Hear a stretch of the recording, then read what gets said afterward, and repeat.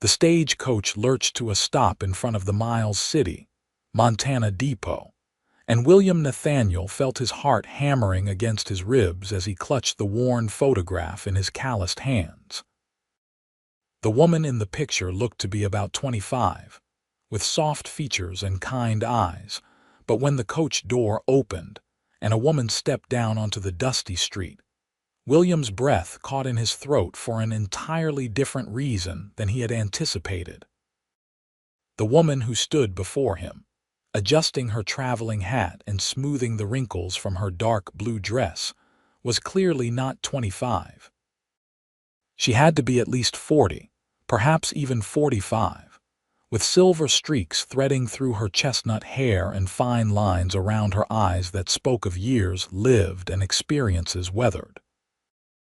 William stood frozen on the wooden boardwalk, his 22-year-old body rigid with shock as Grace Hampton met his gaze across the dusty expanse. Her eyes, a warm hazel that caught the late afternoon sun, widened with what looked like resignation and perhaps a touch of fear. She knew. She had to know that she looked nothing like the photograph she had sent, and William watched as her gloved hands trembled slightly while she reached for her carpetbag. The year was 1883, and mail-order brides were common enough in these parts where women were scarce and men were plenty. But deception was another matter entirely. The driver handed down 2 more bags, and Grace stood there in the middle of the street, looking like she wanted to climb right back into that coach and disappear into the Montana wilderness. William felt the eyes of half the town on them, curious gazes from the mercantile across the street, from the saloon down the way, from Mrs. Peterson who ran the boarding house. Everyone knew that William Nathaniel, the young cowboy who worked the Henderson ranch, had sent for a bride. Everyone had been talking about it for weeks. William forced his feet to move, his boots clicking against the wooden planks as he descended the steps and crossed the street. Up close, Grace was even more striking than she had appeared from a distance. Yes, she was older, significantly older than he had expected, but there was a refinement to her features, a dignity in the way she held herself despite the obvious fear in her eyes. She was taller than he had imagined, nearly matching his own height of 5'10", and though her figure was fuller and more mature than the young woman's in the photograph, there was an elegance about her that made William's mouth go dry. "Mr. Nathaniel." Grace's voice was low and melodious, with the faintest trace of an Eastern accent that marked her as educated, refined, completely out of place in this rough frontier town. "Yes, madam," William managed, his own voice coming out rougher than intended. "I'm William Nathaniel." "You must be Miss Hampton." "Mrs. Hampton, actually," Grace said quietly, and William saw her swallow hard. "I'm a widow. I should have been clearer in my letters, but I suppose I wasn't entirely honest about several things." The admission hung in the air between them, and William could feel the weight of it pressing down on his chest. He looked at the woman before him, saw the way her jaw was set with determination even as her eyes betrayed her anxiety, and something shifted inside him. She had traveled all the way from Philadelphia, had left behind whatever life she had known, had taken an enormous risk on the word of a young cowboy she had never met. The least he could do was hear her out. "Let me get your bags," William said, bending to pick up the 2 larger pieces of luggage. "We can talk somewhere more private. The whole town doesn't need to be part of this conversation." Relief flooded Grace's face, and she nodded quickly, gathering her carpetbag and following William as he led her down the street toward the small restaurant that sat at the edge of town.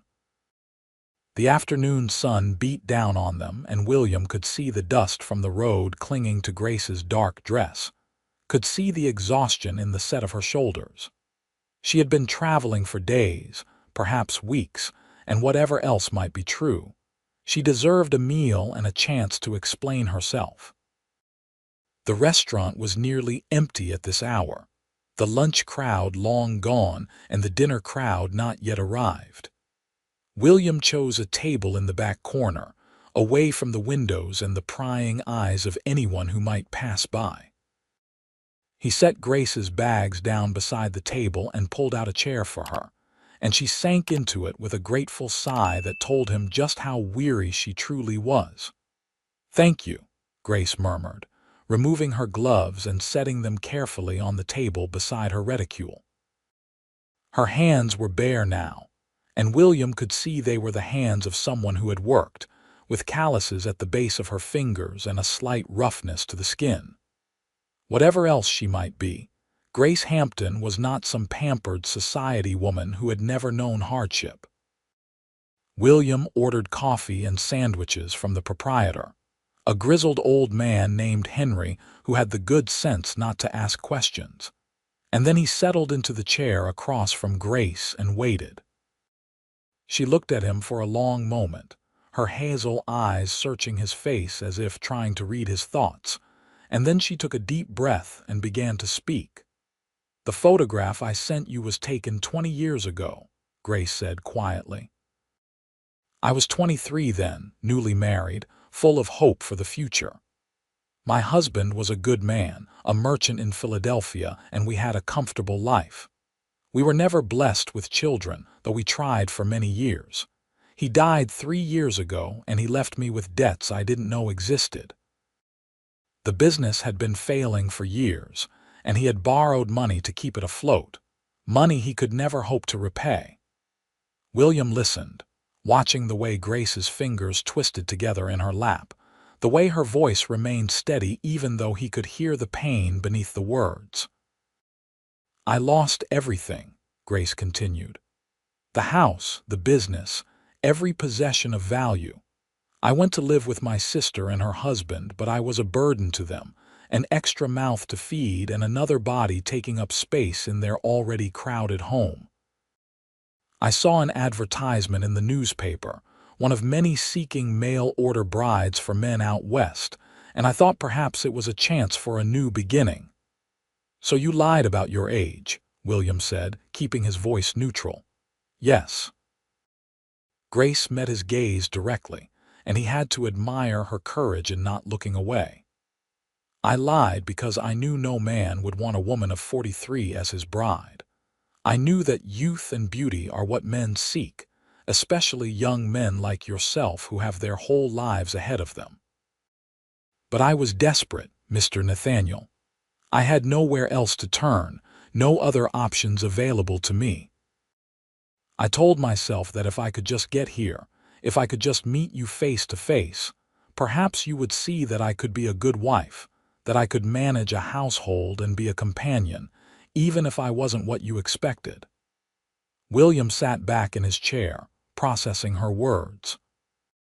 Part of him was angry at the deception, at the weeks he had spent imagining a future with the woman in that photograph, only to have reality be so drastically different. But another part of him, a larger part if he was honest with himself, felt a strange stirring of respect for this woman who had risked everything on a desperate gamble, who had traveled across the country knowing she would likely face rejection and humiliation. "I'm 22 years old," William said finally. "I've been working cattle since I was 14, saved every penny I could so I could eventually buy my own land and build my own ranch. I sent for a bride because the life out here is lonely, and because a man needs a partner if he's going to build something lasting. I'm not looking for some young girl who doesn't know her own mind. I'm looking for a woman who can be a true partner, someone who understands hard work and sacrifice." Grace's eyes had begun to shine with what looked like tears, though she blinked them back determinedly. "I understand those things, Mr. Nathaniel. I've lived through loss and hardship, and I'm not afraid of work, but I won't blame you if you send me back. You have every right to be angry about my deception, and I'll understand if you want nothing to do with me." Henry arrived with their food then, setting down plates of thick beef sandwiches and mugs of steaming coffee. William waited until the old man had This retreated story back was to his posted on the kitchen before channel The speaking Rusty again. Saddle. Please do "Eat not first," repost it in he any said, form. pushing one of the plates toward Grace. "You look like you haven't had a decent meal in days. We can figure out the rest after." Grace picked up the sandwich with trembling hands and took a small bite, and William watched as she closed her eyes briefly in what looked like pure relief. She was hungry, genuinely hungry, and that detail told him more about her circumstances than any words could have. This wasn't some game to her, some casual deception for amusement. This was survival, pure and simple. They ate in silence for a while, the only sounds the clink of mugs against the wooden table and the distant noise from the street outside. William found himself studying Grace when she wasn't looking, taking in details he had missed in his initial shock. She had a graceful way of moving, even exhausted and travel-worn as she was. Her face had character, strength in the line of her jaw and intelligence in her eyes. The silver in her hair caught the light filtering through the window, and William thought it looked rather beautiful, like moonlight on water. "I won't send you back," William said abruptly, the words coming out before he had fully thought them through. Grace looked up at him, her eyes wide with surprise and something that might have been hope. "Not yet, anyway.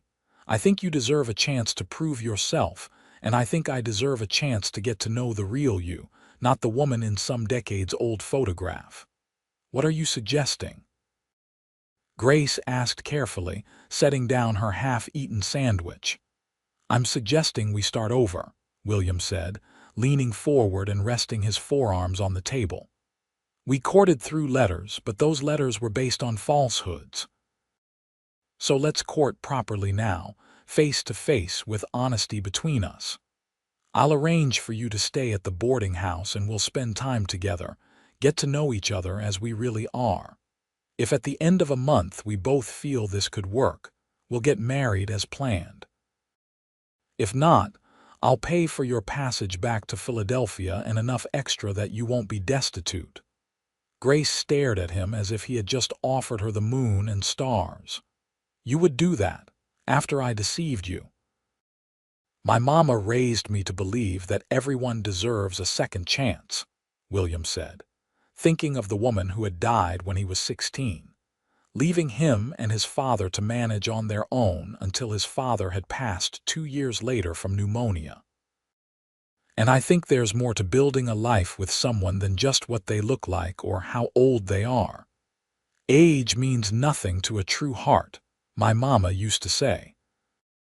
She was talking about love transcending all kinds of boundaries, and I reckon age is just one more boundary that doesn't matter much in the grand scheme of things. A tear did escape then, trailing down Grace's cheek, and she brushed it away quickly with the back of her hand. "Your mother sounds like she was a wise woman." "She was," William agreed, feeling the familiar ache of loss that never quite went away. "She would have liked you, I think. She always said the measure of a person was in how they handled adversity, not in how they looked or what advantages they were born with." "I don't know what to say," Grace admitted, her voice thick with emotion. "This is far more than I had any right to hope for." "Then say you'll give this a real chance," William replied. "Say you'll be honest with me from here on out and let's see where this road takes us." "I will," Grace promised, and the sincerity in her voice was unmistakable. "I swear to you, William, I will never deceive you again. Whatever happens between us, it will be built on truth." William nodded, satisfied, and finished his sandwich while Grace did the same. The tension that had filled the space between them had eased somewhat, replaced by a tentative sense of possibility. It wasn't the beginning William had imagined when he had sent those letters to Philadelphia, but perhaps it was the beginning he needed. After they finished eating, William gathered Grace's bags once more and led her down the street to Mrs. Peterson's boarding house, a tidy two-story building with fresh white paint and flower boxes in the windows. Mrs. Peterson herself answered the door, a plump woman in her 50s with keen gray eyes that took in every detail of Grace's appearance in a single sweep. "This is Grace Hampton," William said before Mrs. Peterson could launch into questions. "She'll be staying here for a while. I'd appreciate it if you could give her your best room and make sure she's comfortable." "Of course," Mrs. Peterson said, though her eyes were still sharp with curiosity. "Come in, dear. You look absolutely exhausted. Let me show you to your room and I'll have hot water sent up for a bath." Grace threw William a grateful look before following Mrs. Peterson inside, and William tipped his hat to both women before heading back out into the street. His mind was whirling with everything that had happened, with the decision he had made and the month that stretched ahead. He needed to get back to the ranch, needed to explain the situation to Mr. Henderson, needed to figure out how exactly he was going to court a woman more than 20 years his senior, without the entire town deciding he had lost his mind. The ride back to the Henderson ranch took about 30 minutes, and William used the time to organize his thoughts. The ranch was a sprawling operation covering several thousand acres of Montana grassland, with hundreds of head of cattle and a dozen cowboys working the range. William had been with Henderson for 6 years now, working his way up from a green kid who barely knew which end of a cow to approach to one of Henderson's most trusted hands. He had his own small cabin on the property, a one-room affair that he had been fixing up bit by bit in preparation for bringing home a bride. Mr. Henderson was in the barn when William arrived, checking over one of the horses that had thrown a shoe that morning. He was a big man in his 50s, with a weathered face and hands like leather from decades of ranch work. He looked up as William approached, and his expression shifted to one of curiosity. "So," Henderson said, straightening up and dusting off his hands, "how did it go with your bride?" "It's complicated," William admitted, leaning against the barn door. "She's not what I expected." "Young women rarely are," Henderson said with a dry chuckle. "Marriage is full of surprises, son. You'd best get used to that now." "She's not young," William said bluntly. "The photograph she sent was 20 years old. She's 43. Henderson's eyebrows shot up and he let out a low whistle. "Well now, that is a complication. What are you planning to do about it?" "I'm planning to court her properly," William said, meeting his boss's gaze steadily. "Give it a month. See if we suit each other. She's staying at Mrs. Peterson's boarding house in the meantime." "A woman that age, she'll be set in her ways," Henderson pointed out, though his tone was more thoughtful than critical. "Might be harder to adjust to ranch life than some young girl fresh from her mama's house." "Might be," William agreed. "But she might also be more appreciative of what she's got, more willing to work for it. She's a widow, lost everything she had back east. She knows what hardship is." Henderson studied William for a long moment, then nodded slowly. "You always were an old soul, William. Even when you first came here as a kid, you had a seriousness about you that most boys your age didn't have. Maybe an older woman is exactly what you need.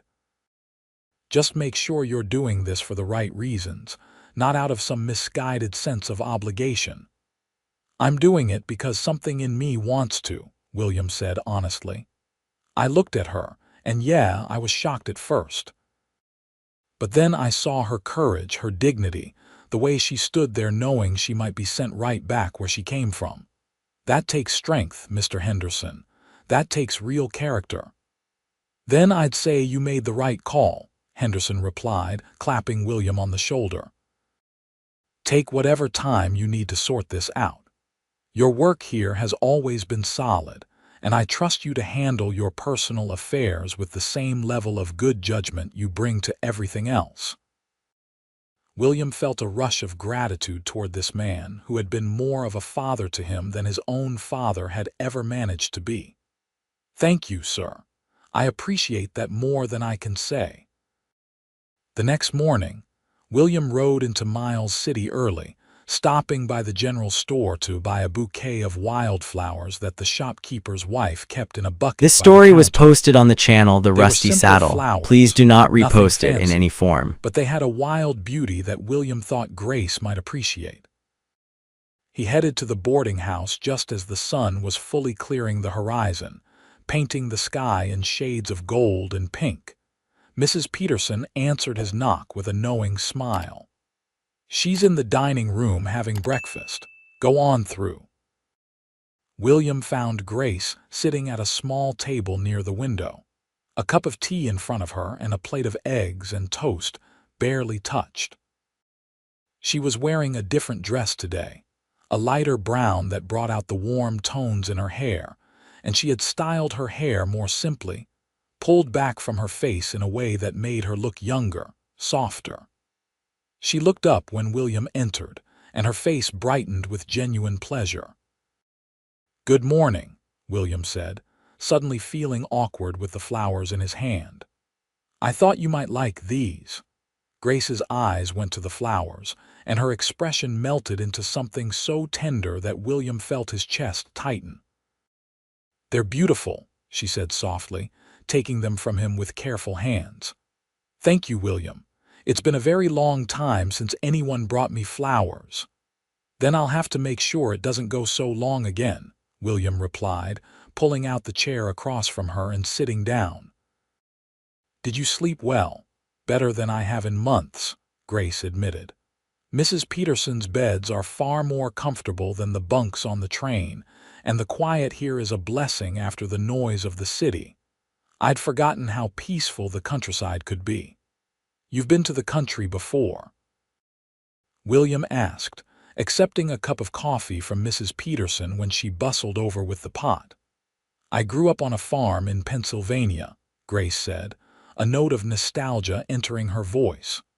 "My father raised dairy cows and grew wheat. I helped with everything from milking to harvest until I was 18 and married Thomas. Moving to the city was an adjustment, but I managed. I always missed the open spaces, though. The way you can see the horizon stretching on forever, the smell of grass and earth instead of coal smoke and garbage." William felt a spark of excitement at this revelation. "So you know farm work. You wouldn't be coming into ranch life completely blind." "I know hard work," Grace confirmed. "I know early mornings and late nights. I know the rhythm of seasons and the satisfaction of a job well done. What I don't know is cattle ranching specifically, but I'm a quick learner, and I'm not afraid to get my hands dirty." They talked through the rest of breakfast, and William found himself increasingly drawn to this woman who seemed to possess both strength and vulnerability in equal measure. Grace asked intelligent questions about the ranch, about William's work, about his hopes for the future. She listened with genuine interest when he talked about his dream of owning his own spread someday, of building something that would last, that would mean something. "What about you?" William asked as they stood to leave, after he had insisted on paying for Grace's breakfast despite her protests. "What are your dreams, Grace? What do you hope for?" Grace was quiet for a moment as they stepped out onto the boardwalk, the morning sun warming the wooden planks beneath their feet. "I suppose I hope for peace," she said finally. "For a place where I belong, where I'm wanted and needed. For a chance to build a life that has meaning, even if it's a simple life. I've learned that happiness doesn't come from wealth or status or any of the things I once thought were important. It comes from having someone to share your days with, from doing work that matters, from knowing you have a home." "Those sound like good dreams to me," William said quietly. "Honest dreams." Over the following days, William made a point of spending time with Grace whenever his work allowed. He showed her around Miles City, introducing her to the various shop owners and residents, deflecting the curious questions about their relationship with vague statements about taking time to get to know each other. He took her on rides out into the countryside, borrowing a gentle mare from Henderson's stable, so Grace could see the sweeping Montana landscape. Grace proved to be an excellent rider, sitting the horse with a natural grace that spoke of years of experience. They rode out to a spot William loved, a high ridge that overlooked the valley where the Henderson ranch sprawled across the grassland. The wind tugged at Grace's hair, pulling strands loose from the pins that held it back, and her face was flushed with exertion and pleasure. "It's magnificent," Grace breathed, gazing out over the vista. "I've never seen anything quite like it.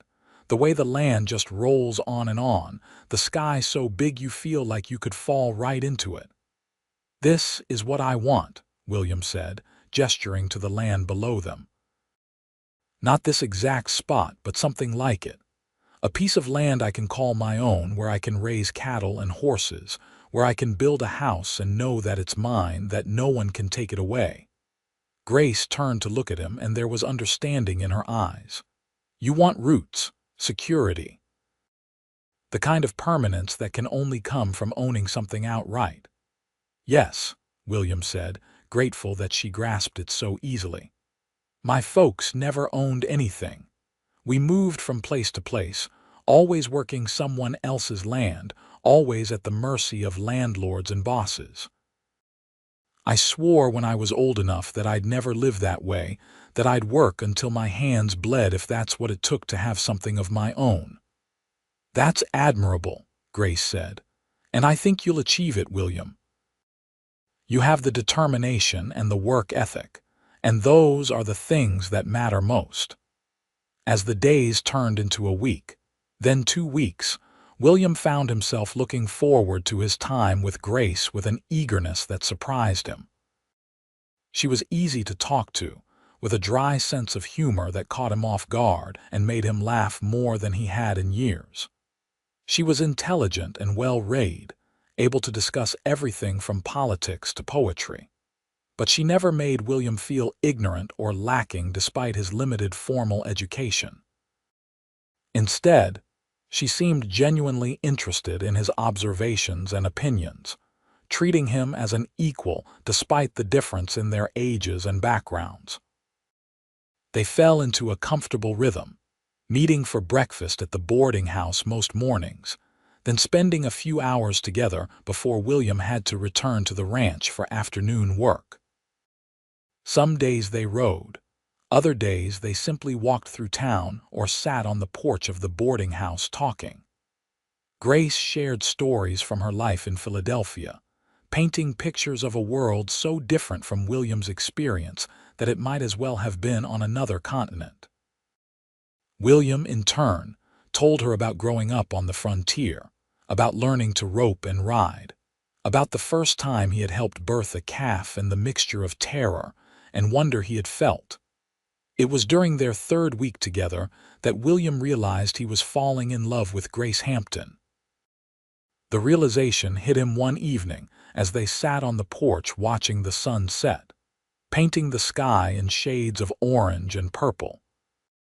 Grace was telling him about a book she had been reading, her face animated and her eyes bright, and William found himself thinking that he could listen to her talk for hours and never grow bored.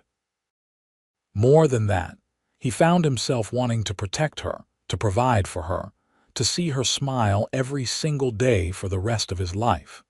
The age difference that had seemed so shocking at first had faded into insignificance.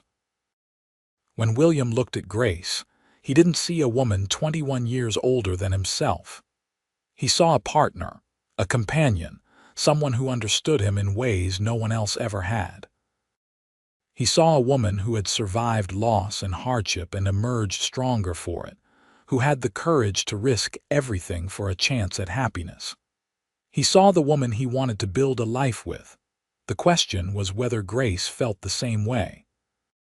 She was unfailingly kind to him, seemed to enjoy their time together, but William couldn't quite read whether her feelings ran deeper than simple friendship and gratitude. He decided he needed to know, needed to lay his cards on the table before their month was up and decisions had to be made. He chose a Saturday for his declaration, arranging a picnic out by the creek that ran through Henderson's property. Grace agreed readily, and William spent the morning putting together a basket of food with help This from the story was ranch cook, posted on the a channel The gruff Rusty old man Saddle. named Please do Pete, not who had a repost it in any surprisingly form. soft heart beneath his crusty exterior. "You're serious about this woman, aren't you?" Pete asked as he packed fried chicken and biscuits into the basket. "I am," William confirmed, "more serious than I ever thought I'd be." "Well, don't let anyone tell you it's wrong just because she's older," Pete said firmly. "My own parents had 15 years between them, my father being the younger, and they had as good a marriage as any I've ever seen. Love is love, son. It doesn't care about what society thinks is proper." William carried those words with him as he collected Grace from the boarding house and led her out to the creek. It was a beautiful spot, with cottonwood trees providing shade and the water running clear and cool over smooth stones. William spread out a blanket and helped Grace settle onto it, then began unpacking the food. They ate and talked, the conversation flowing as easily as it always did, and William felt his nervousness building as he tried to figure out how to say what needed to be said. Finally, as Grace was repacking the basket, William reached out and gently took her hand. Grace froze, her eyes flying to his face, and William saw surprise there and something else, something that looked like hope mixed with fear. "Grace," William began, his throat suddenly dry. "These past few weeks with you have been some of the best of my life. I know we started this arrangement with the understanding that we were both evaluating whether we could make a marriage work, but somewhere along the way, this stopped being an evaluation for me. It became something real, something important." Grace's hand trembled in his, but she didn't pull away. "William, I don't understand what you're saying." "I'm saying I've fallen in love with you," William said, the words coming easier now that he had started. "I'm saying that when I think about my future, I can't imagine it without you in it. I'm saying that I don't care that you're 43 and I'm 22, that I don't care what anyone in this town or anywhere else thinks about it. I care about you, about who you are and how you make me feel. Age means nothing to a true heart, Grace. My mama taught me that, and I believe it with everything in me." Tears were streaming down Grace's face now, and she made no attempt to hide them. "I'm too old for you," she whispered. "In 10 years, you'll still be young and I'll be past 50. In 20 years, I'll be an old woman and you'll barely be middle-aged. How can you want to tie yourself to someone like me?" "Because you're the person I want to wake up next to every morning," William said fiercely, moving closer and taking both of her hands in his.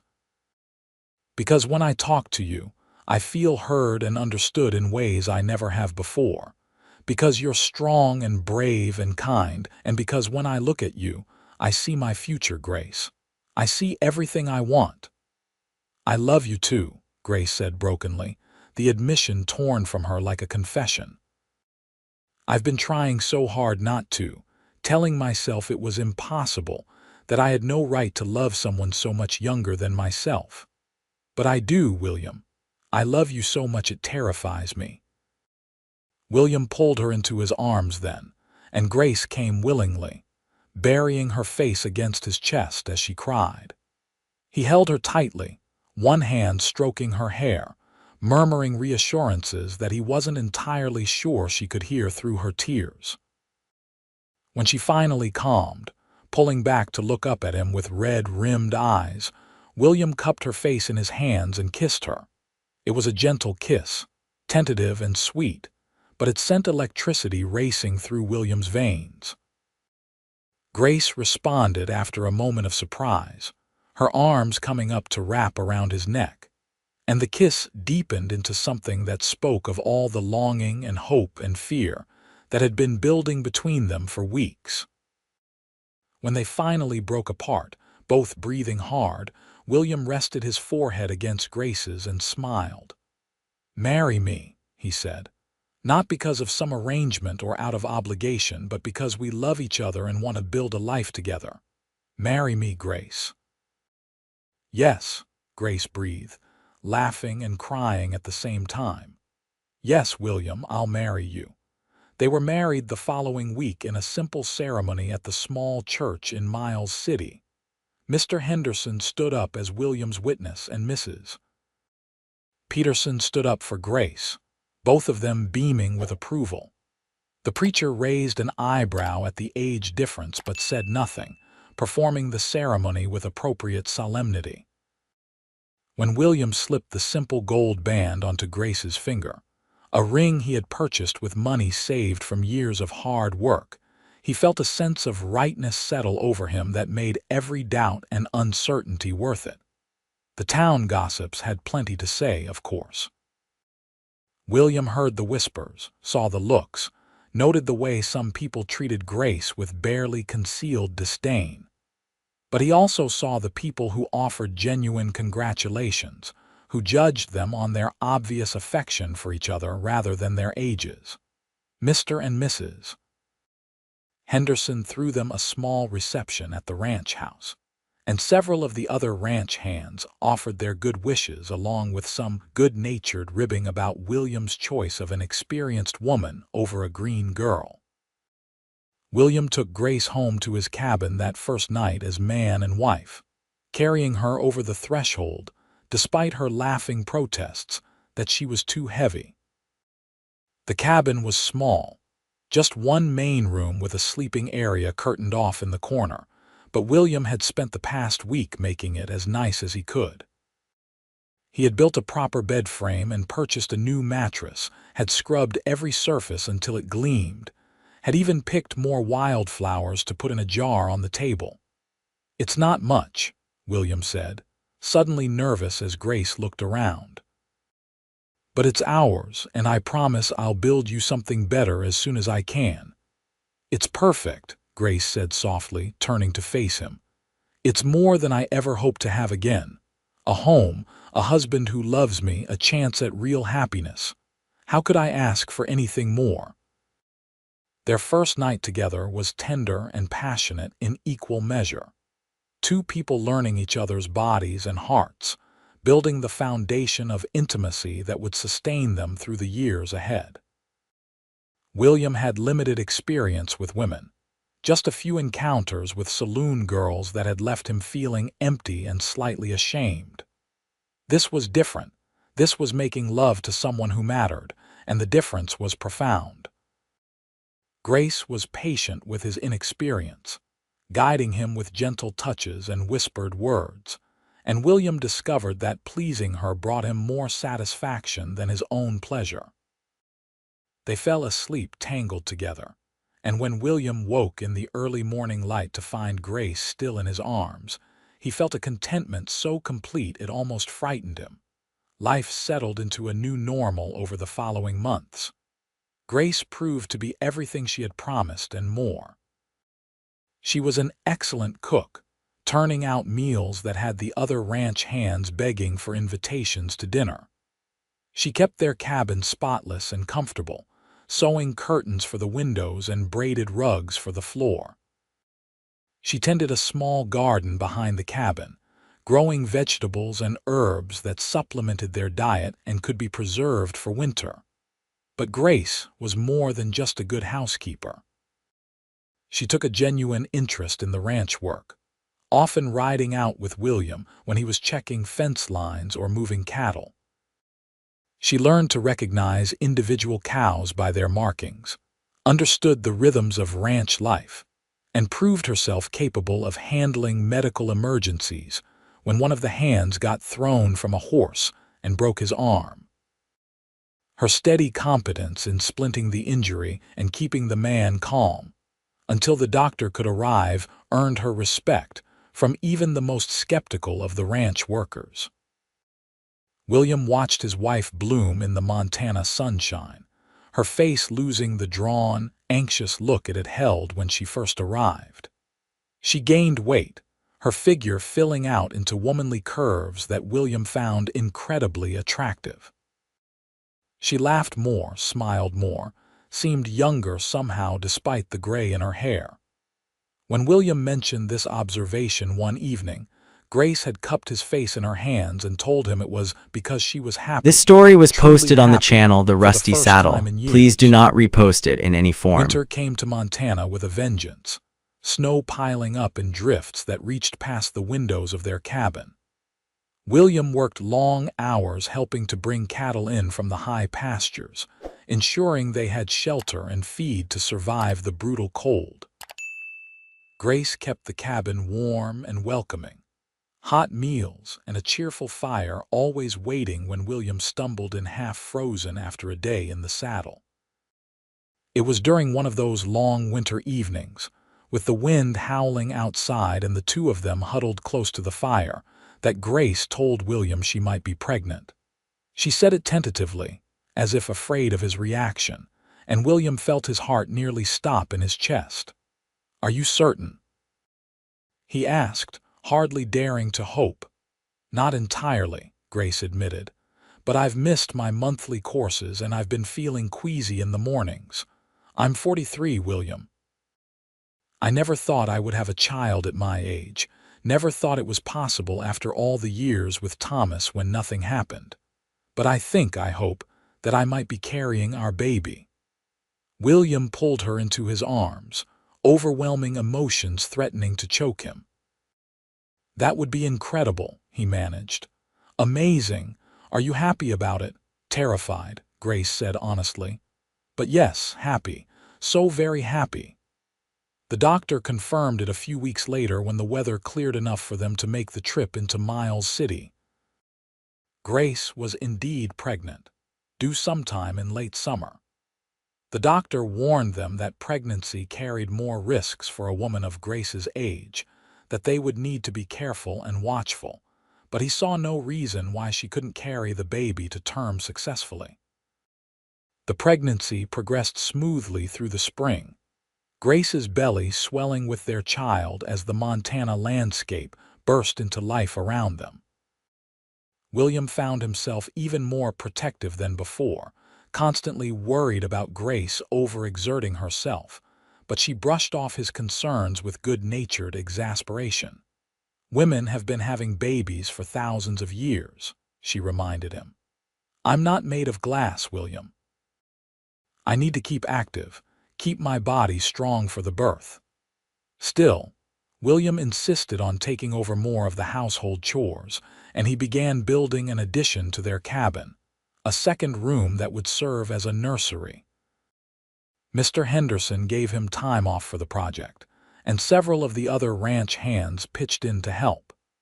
The addition took shape over the course of several weeks. A snug room with windows facing east to catch the morning sun and a sturdy door that could be closed to keep out drafts. Grace cried when she saw it finished, overwhelmed by the tangible evidence of William's love and the reality of the baby that would soon occupy this space. She spent hours sewing tiny clothes and blankets, knitting booties and caps, preparing for the arrival of their child with a joy that made William's heart ache in the best possible way. When Grace's labor started on a sweltering August evening, William felt panic rise in his throat despite all his attempts to stay calm. He sent one of the hands racing to town for the doctor and Mrs.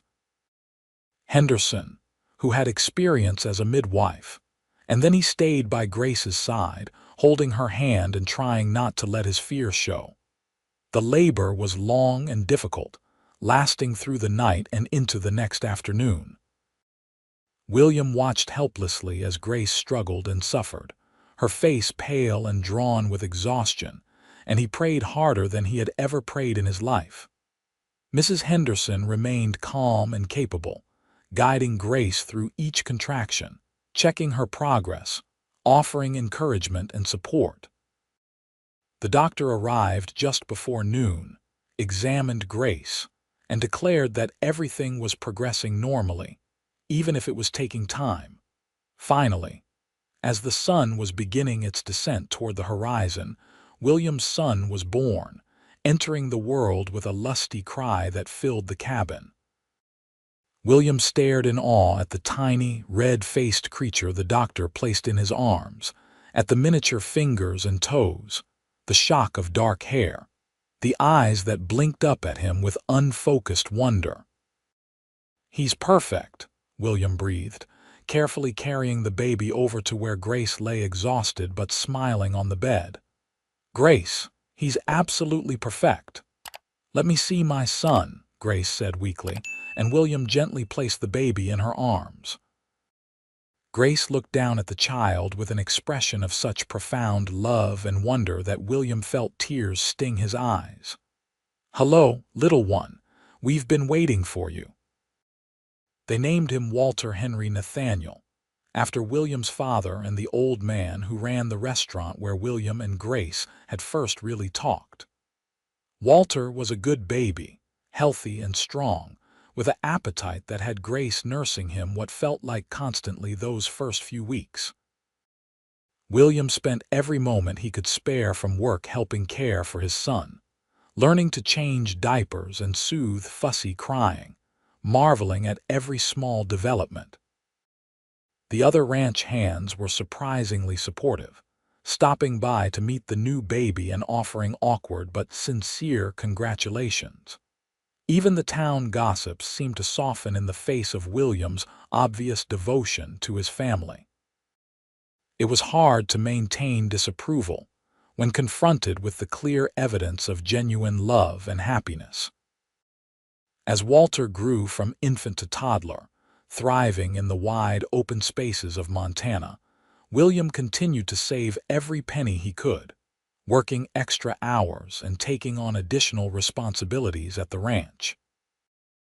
Mr. Henderson, impressed by William's dedication and capability, promoted him to foreman, a position that came with increased pay and authority.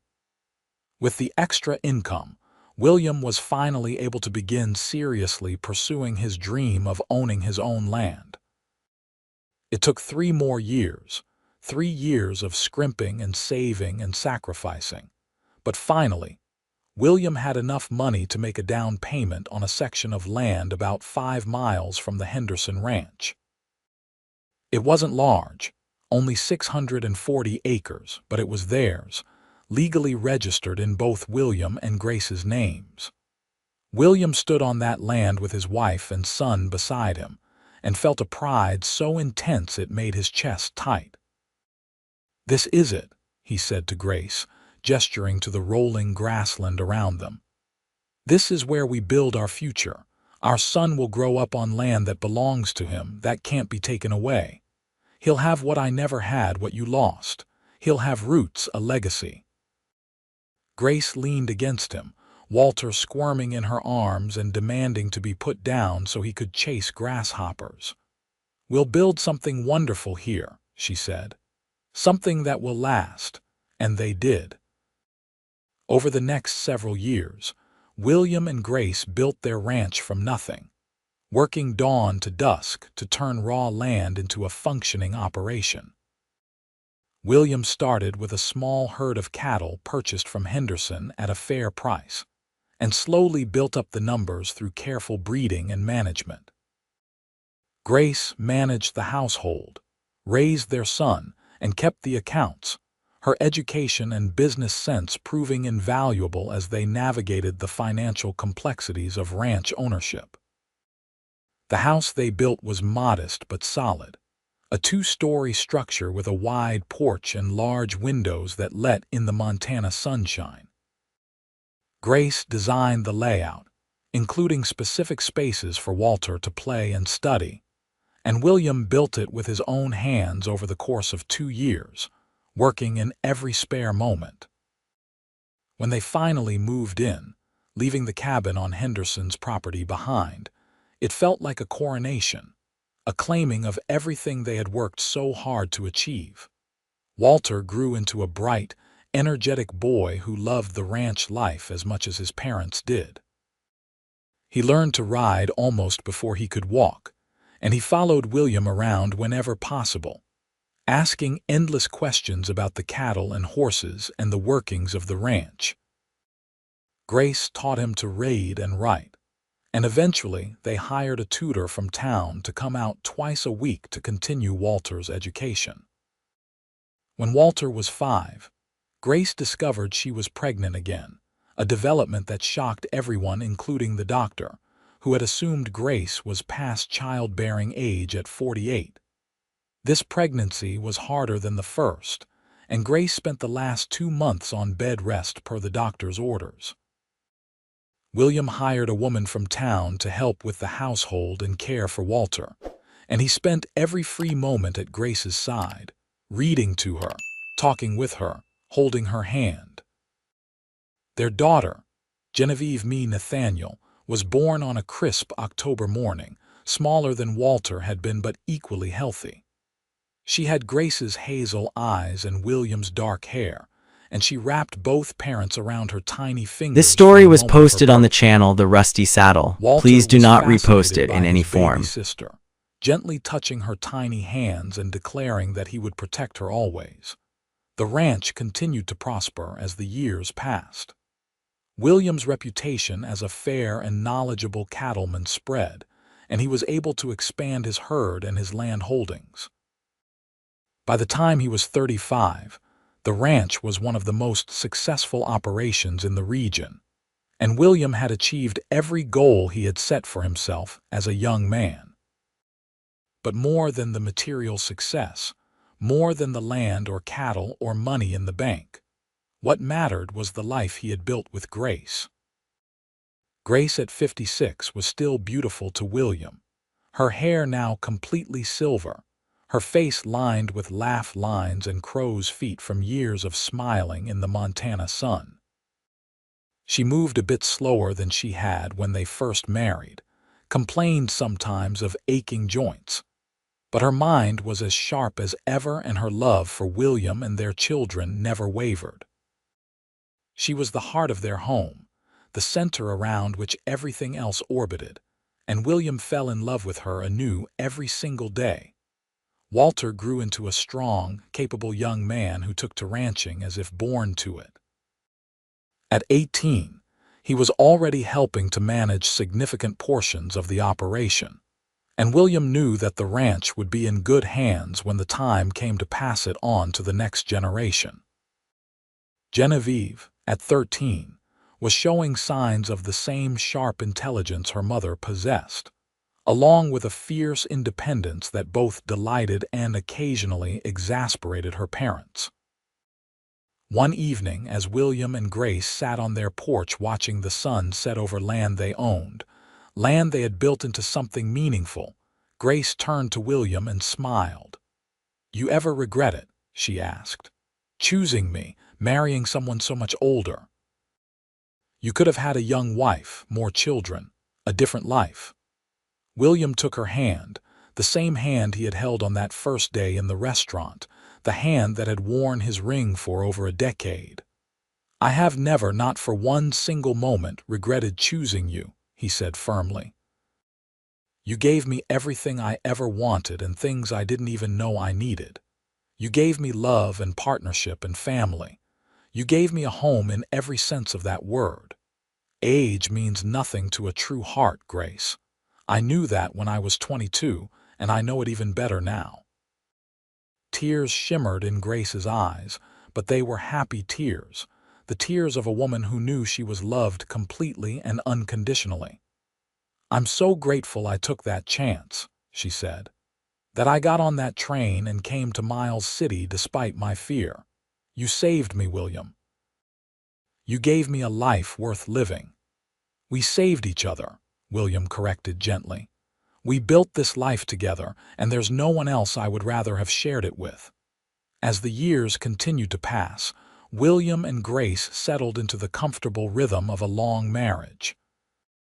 They had their disagreements, of course, moments of tension or frustration, but they had learned early how to communicate, how to compromise, how to remember that they were partners facing the world together. The age difference that had seemed so significant at first became merely a footnote in their story. something that people mentioned in passing, but that had no real bearing on the strength of their relationship.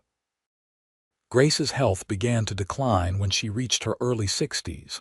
Nothing dramatic or sudden, just the general wearing down that comes with age.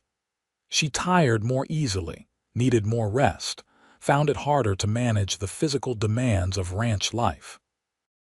William adjusted their routines to accommodate her limitations, hiring more help for the household, insisting that Grace take time to rest and relax. He treasured every moment with her, every conversation, every shared meal, every quiet evening on the porch.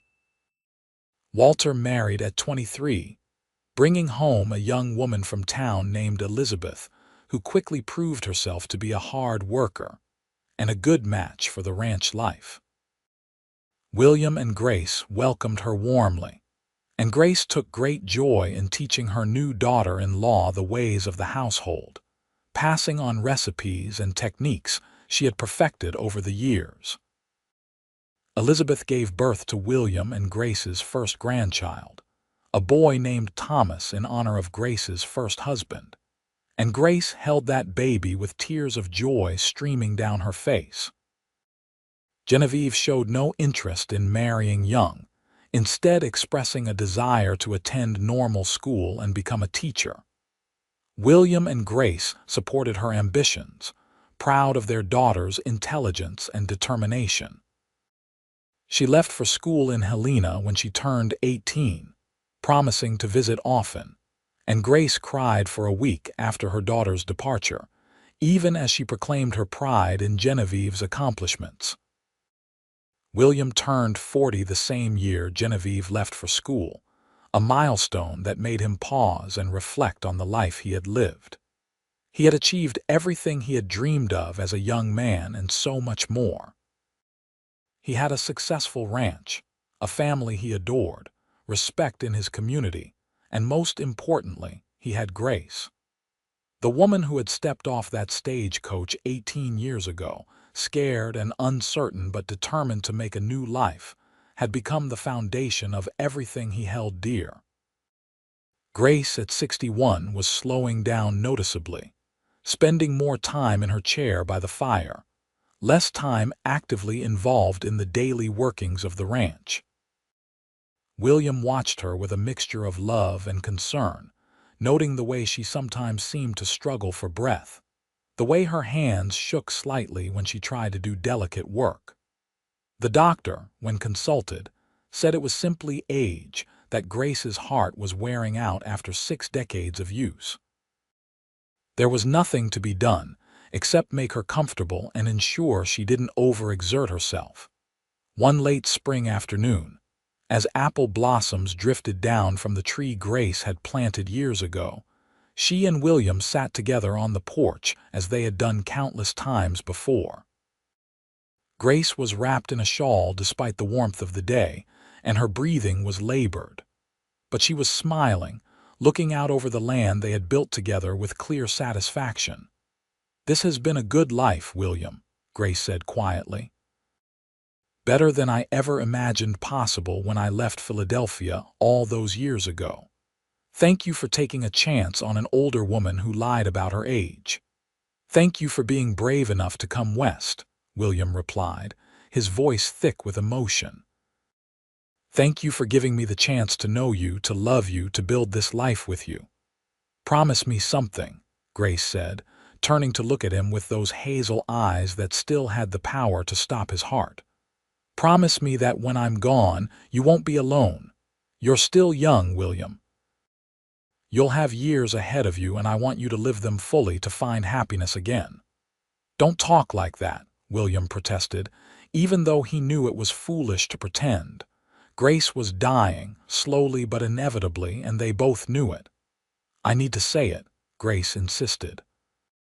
"I need to know that you'll be all right, that you'll keep living and loving and building the life you've worked so hard for. Walter and Genevieve will need you. Your grandchildren will need you. Promise me, William." "I promise," William said, though the words felt like broken glass in his throat. but there will never be anyone who holds the place in my heart that you do. You are the love of my life, Grace. That will never change." Grace passed away peacefully in her sleep 3 weeks later, on a warm June morning when the world was green and growing.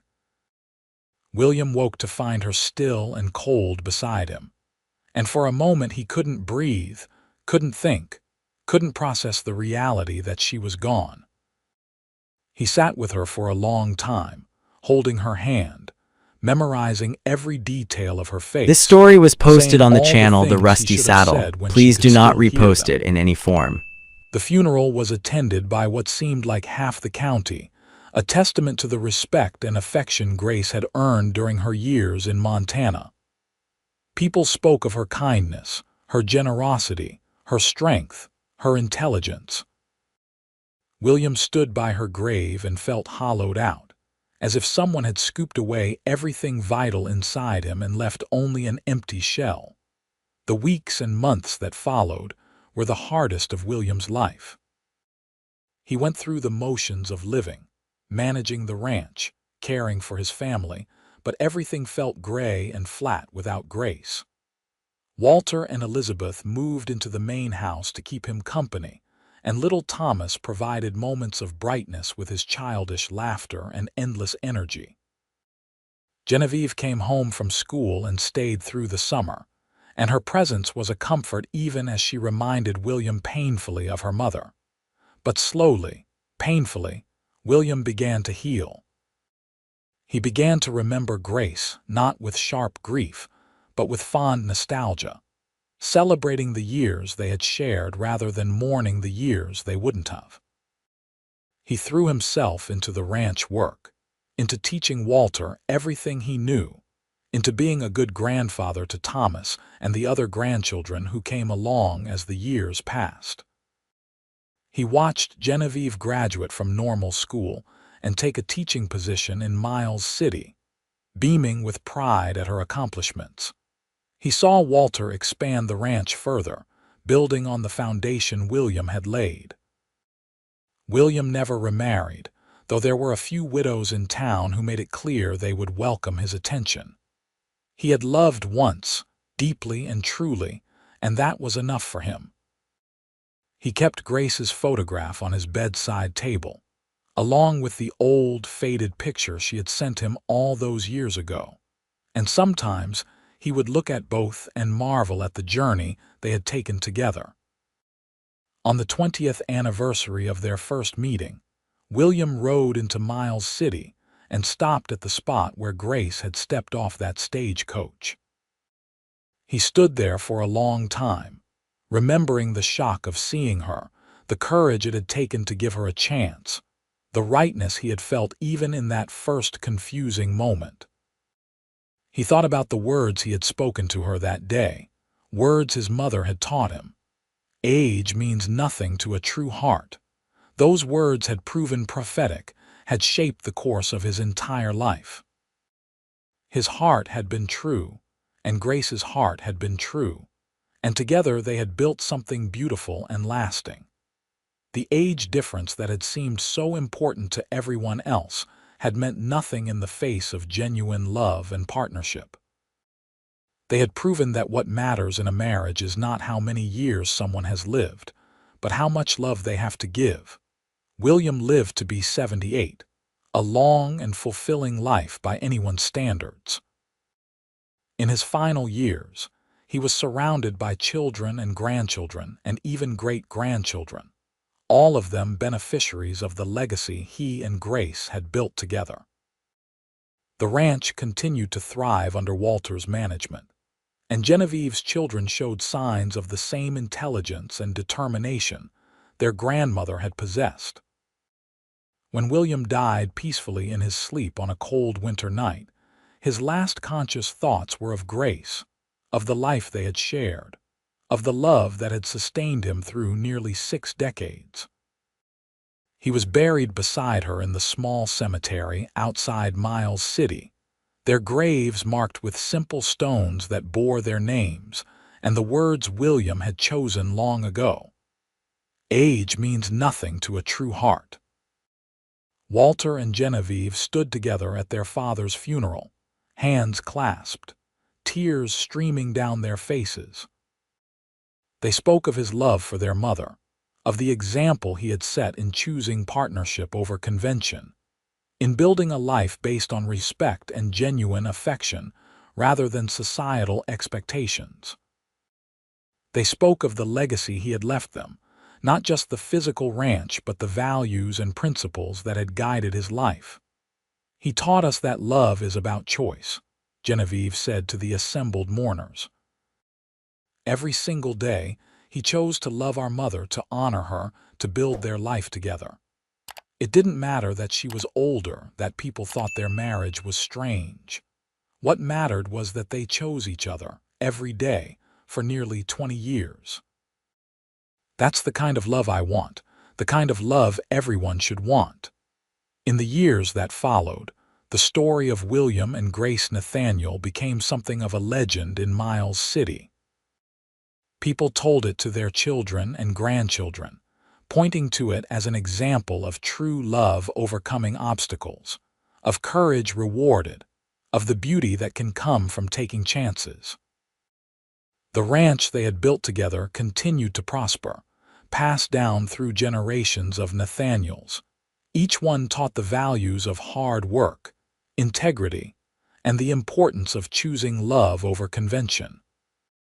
The little cabin where William and Grace had first lived together was preserved as a kind of shrine, kept in good repair by the family, and occasionally opened to visitors who wanted to see where the love story had begun. The wildflowers William had brought Grace on their first morning together still grew in profusion around the property, and it became a tradition for Nathaniel men to bring wildflowers to their wives on special occasions, honoring the simple but meaningful gesture that had marked the beginning of William and Grace's courtship. Miles City itself changed and grew over the decades, evolving from a rough frontier town into an established community. But the story of the mail-order bride who was older than expected and the young cowboy who loved her anyway remained a touchstone, a reminder that the best kind of love is the kind that sees past surface details to the heart beneath. It was a story that inspired countless couples to take chances on each other, to look beyond age or background or societal expectations, to find genuine connection. The photograph that Grace had sent, the one that had been 20 years old when William received it, was eventually donated to the local historical society, along with William's letters and some of Grace's personal effects. It became part of an exhibit on frontier life and mail-order brides, and visitors would often stop and stare at it, marveling at the deception that had led to such profound love. Next to it hung a photograph taken on William and Grace's 10th wedding anniversary, showing a mature woman with silver hair standing beside a man in his early 30s, both of them smiling with genuine joy and affection. The contrast was stark, but what showed through in both images was the love, the partnership, the sense of two people who had found exactly what they needed in each other. As decades turned into a century and beyond, the Nathaniel Ranch remained a testament to the power of choosing love over convention, of building a life based on mutual respect and genuine partnership. The lessons William and Grace had lived out in their marriage echoed through the generations, shaping the way their descendants approached their own relationships and life choices. They had proven that age is truly just a number when two hearts are aligned, when two people are committed to building something meaningful together. Their story ended not with death but with legacy, with the continuing impact of lives well lived and love freely given. In the end, William had been right that day in the restaurant when he offered Grace a second chance. Age had meant nothing to his true heart, and that true heart had guided him to a love that transcended time, circumstance, and societal expectations. It was a love that changed not just two lives but countless others, rippling out through generations in ways William and Grace could never have imagined when they first met on that dusty Montana street in 1883. The wildflowers still bloom in Miles City every spring, a natural memorial to a love story that began with deception, but grew into something beautiful and true. And somewhere, in the hearts of everyone who hears their story, William and Grace Nathaniel live on, a reminder that the best kind of love is the kind that sees past the surface to the person beneath, that chooses This story connection was over posted on the convention, channel The that Rusty believes Saddle. Please do wholeheartedly not that repost age it in any means nothing form. to a true heart.